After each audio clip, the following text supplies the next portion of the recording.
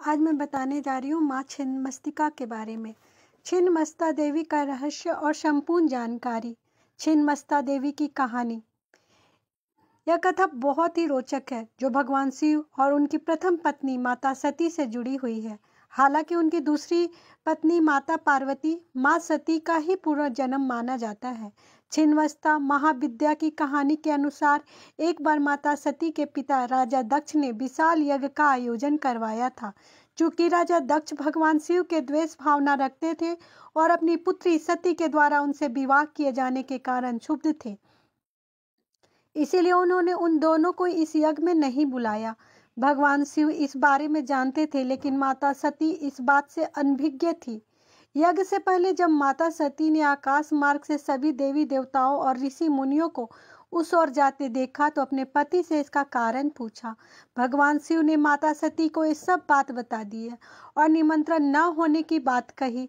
तब माता सती ने भगवान शिव से कहा कि एक पुत्री को अपने पिता के यज्ञ में जाने के लिए निमंत्रण की क्या जरूरत पड़ गई। माता सती अकेले ही यज्ञ में जाना चाहती थी। इसके लिए उन्होंने अपने पति शिव से अनुमति मांगी, किंतु उन्होंने मना कर दिया।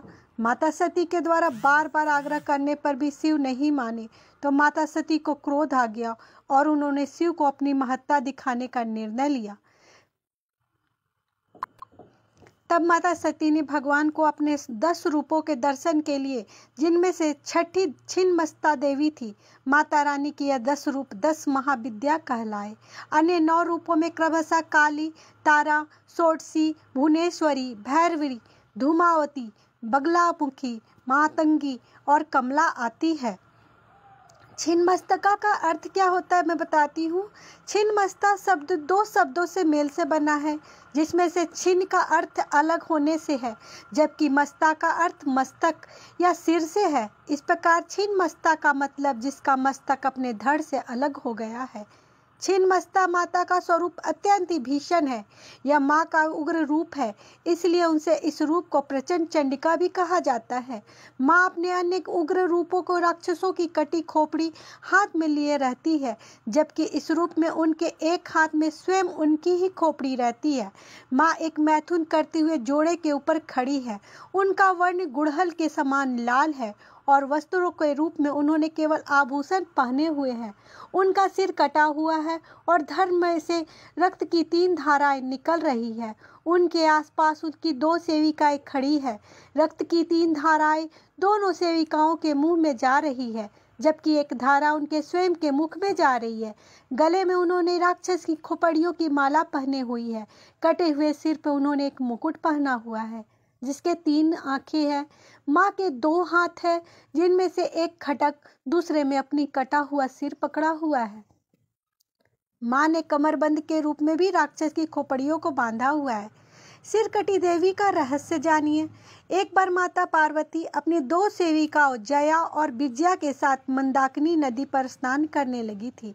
वहां स्नान करने के पश्चात तीनों को भूख लगी। दोनों सेविकाओं ने माता रानी से भोजन मांगा, जिसे पर माता पार्वती ने उन्हें प्रतीक्षा करने को कहा।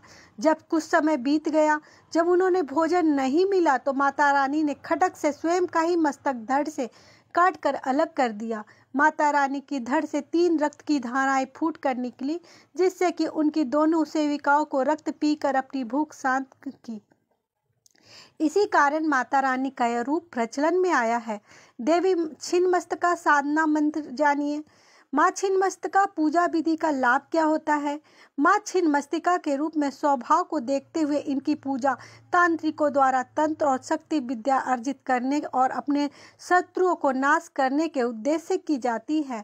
आम भक्तों को केवल उनकी उपासना करने की सलाह दी जाती है, न कि विशेष रूप से पूजा या साधन की। तांत्रिकों और साधुओं के द्वारा माँ छिन्नमस्तिका का पूजा करने के पीछे अपने शत्रुओं का समूल नाश, भय को दूर करने की और विपत्तियों को समाप्त करने के लिए किया जाता है। माँ छिन्नमस्तिका का कृपा से भक्तों पर आई विपत्ति और संकट दूर होती है और उनका मार्ग प्रशस्त होता है।